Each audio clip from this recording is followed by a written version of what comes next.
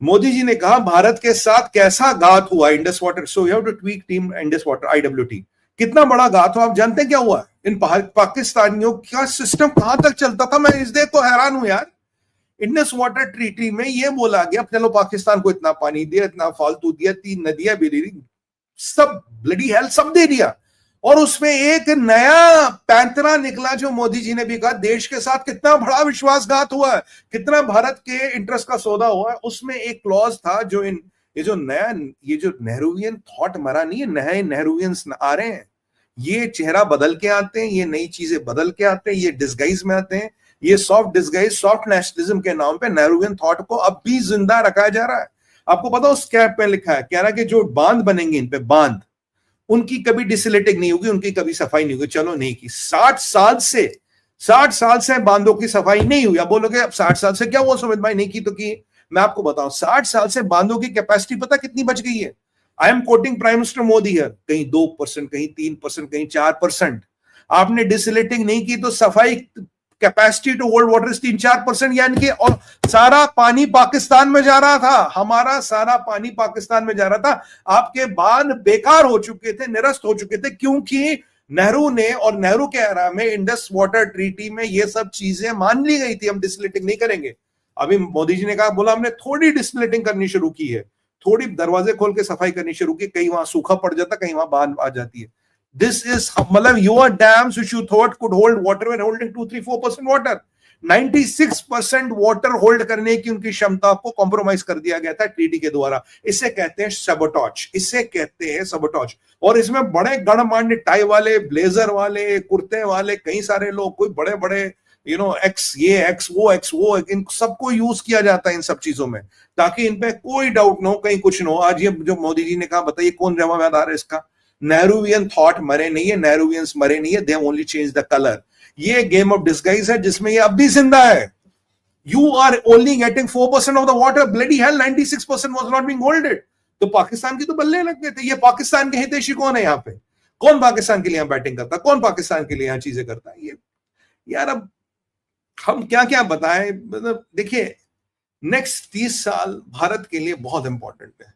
Next 30 साल में तो भारत शिखर पे होगा, at the shikhar of civilisation, at the peak of civilisation. यहां भारत बहुत कमजोर हो गया होगा। और हमारा जो युवा है, इसको वोगिज्म की तरह, इसको वेस्टर्न थॉट प्रोसेस की तरह, इसको पूरा पाश्चात्य कर करके इन चीजों को एक्टिवेट किया जा रहा है।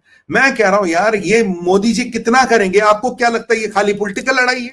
क्या आपको लगता है ये खाली मिलिट्री की लड़ाई? नहीं, ये हमारी आपकी लड़ाई है। एक चीज से तो मैं बड़ा खुश हूं कि आज इंटेलिजेंस एजेंसियों को लाखों में इंटेल मिल रही, which means people are active. Thank you very much, आप बड़ा अच्छा काम कर रहे हैं। पर क्या ये मोदी की लड़ाई है केवल? क्या मोदी लड़ पाएगा?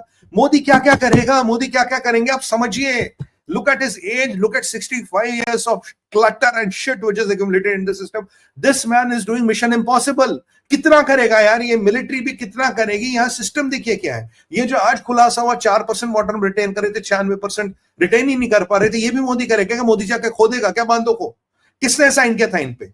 कौन है ये नेहरूवियन? जो आप भी अब 1986 मॉडल से आज भी थॉट प्रोसेसेस को, आज भी चीजों पे वर्चस्व बनाए रखे। आज नैरेटिव गार्ड्स है, ये नैरेटिव गार्ड्स और ये नैरेटिव सैंड बैगिंग भारत में उतनी ही डेंजरस है जितनी अमन की आशा। मैं खुल के बोलता हूं, नैरेटिव सैंड बैगिंग, चीज को खुल के नहीं बोलना, डायरेक्ट नहीं बोलना, इसको शुगर कोट करना उतना ही डेंजरस है जितनी हमारे यहाँ सैंड बैगिंग होती है।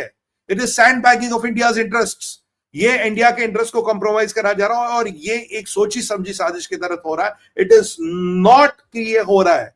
अब मैं बताऊं, ये आप देखिए आजकल क्या हो रहा है। हमारा हिंदू के बारे में कुछ भी बात करिए, हिंदू सिविलाइजेशन के बारे में बात करिए, 1 लाख साल पुरानी है, उसको दबा दिया जाएगा, उसको एल्गोरिथमिक सप्रेशन मिलेगा, हर चीज लगेगी जिसको दबाने। और जो बंदा खुल के बात करेगा उसको आप बोलोगे ये तो रेडिकल है।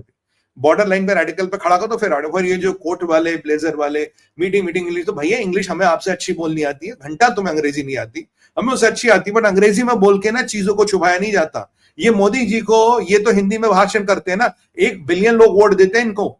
ये एक स्टूडियोज में एक काफी लोगों ने इस नैरेटिव्स को हाईजैक किया, कस्टोडियन बन गए, वो इस नैरेटिव्स को छोड़ना नहीं चाहते। मैं आपको कह रहा हूं, नेहरूवियन थॉट प्रोसेस अभी भी नहीं गया। हिस्ट्री का डाइल्यूशन हुआ, आपके बड़े बड़े हीरोज का डाइल्यूशन हुआ, आपके प्लेटफॉर्म्स की सेंसरशिप हो रही है। कल आप you have to now decide what do you watch, what you don't watch. And even it is not important what do you want to watch, what you don't want to watch. The important is what do they want you to watch. कितना आपको watch करने देंगे, क्या watch करने देंगे, मुझे नहीं पता क्या वॉच देंगे, कौन सा रूल आएगा, कौन सी गाइडलाइन आएगी, कौन सी कब आएगी, क्या होगा, मुझे नहीं पता. आज जो भारत बन के उभरा है, आज silence is not the strategy. Modi ji से आप समझिए, silence is not the strategy. Modi ji का जो मैं उनको पैटर्न स्टडी कर रहा हूं, ये change silence. India is not silent. India बोल रहा है, और इंडिया के हर सनातनी को बोलना पड़ेगा. जहां भी आप दुनिया में रहते हैं आपको बोलना पड़ेगा. You Hindu civilisation can not be suppressed. कहीं ना कहीं आपके सिविलाइजेशन को सप्रेस करने की कोशिश हो रही है. और ये लड़ाई है ना, आप सोचो कि ये कल लड़ देंगे, आज तो कोई बात नहीं यार सुमित भाई, आज तो ठीक है, आज कल लड़े नहीं, ये कल लड़ाई नहीं लड़ी जाएगी. अगर ये लड़ाई लड़नी, आज लड़नी, आज से शुरुआत करनी, अब से शुरुआत करनी पड़ेगी. कल तक का समय आपके पास हो ना हो मुझे नहीं पता. You not have the time to tomorrow. और ये लड़ाई जो है ना, अगर आपको लगता है मोदी जी अकेले लड़ पाएंगे और मिलिट्री आपको अकेले दिला पाएगी जीत, नहीं. जब तक एक सिविलाइजेशनल अवेकनिंग नहीं होगी, जब तक एक सिविलाइजेशनल अवेकनिंग नहीं होगी, आप ये लड़ाई नहीं जीत सकते. क्योंकि बहुत बड़ी पावरफुल लॉबीज, बहुत बड़े बड़े फोर्स, बहुत बड़े बड़े लोग इसके पीछे लगे. उनके पास पैसा है, उनके पास रसूख है, वो खुल के खेलते. कंट्री है इनके पास आर्मी है, इनके पास बम है, इनके पास न्यूक्स है. Bloody hell, they have fighter planes, they have everything. यार हमारे पास क्या, अगर हम जाग रहे नहीं. बट हाँ, 1 बिलियन लोगों की कंबाइंड ताकत इतनी है, दुनिया को हिला दे, हर सोशल मीडिया प्लेटफॉर्म को बर्बाद कर सकती है.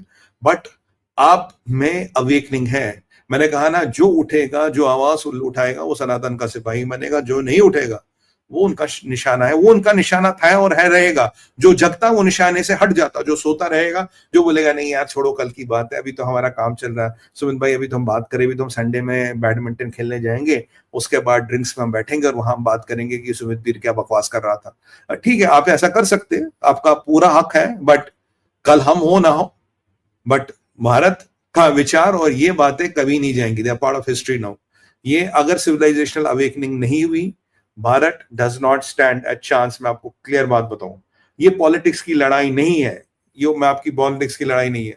और यहाँ पे नैरेटिव गेटकीपर्स की कोई जरूरत नहीं है. ये नैरेटिव गेटकीपर्स अमन की आशा पार्ट 2 है, उनका रिइंकार्नेशन है पार्ट 2 में.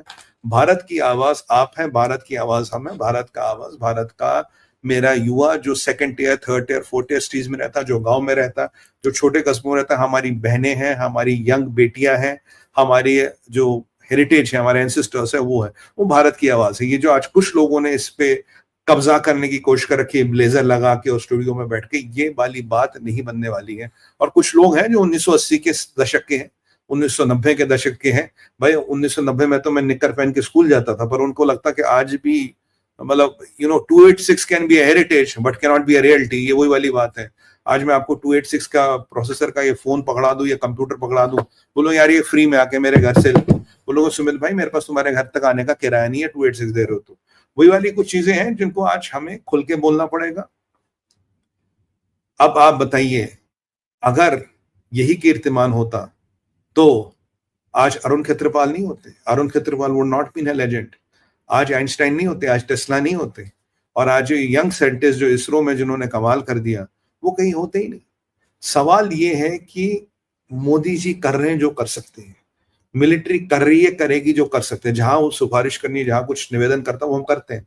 बट क्या आप और हम अपना काम कर रहे हैं? मैं थोड़ा बहुत कर रहा हूं, आप और हमको जगना पड़ेगा. सिविलाइजेशनल अवेकनिंग होनी जरूरी है. क्योंकि ये जो चीजें हैं, जो इंडस वाटर ट्रीटी को लेकर आज जो खुलासे हुए हैं भाई, मतलब what the hell man, what the hell, we are letting 96% of the water go into Pakistan. और ये नॉर्मल था, कोई बात ही नहीं कर रहा था इस पे. और ये सारे लोग मिलके कहीं ना कहीं हमारी आवाज को दबाने का प्रयास करेंगे, हमारे हितों को दबाने का प्रयास करेंगे. क्यों? भारत एक सिविलाइजेशन फोर्स है. बार बार आपको कह रहा हूं, भारत एक सिविलाइजेशन फोर्स है. और हर सिविलाइजेशन फोर्स को इतिहास उठा के देखिए, कभी न कभी दबाने की कोशिश की गई है, कभी न कभी बर्बाद करने की कोशिश की गई है. पर सिविलाइजेशन वही बची है जो अवेकन थी, जो उठे, जिन्होंने लड़ा. भारत उठा, लड़ा, और अभी भारत खड़ा, अभी सनातन खड़ा है. पर आज ये वेस्टर्निज्म के चक्कर में, हमारे लोन मॉर्गेज और ईएमआईज के चक्कर में हम इतना फंस गए हैं कि शायद हमें लड़ने की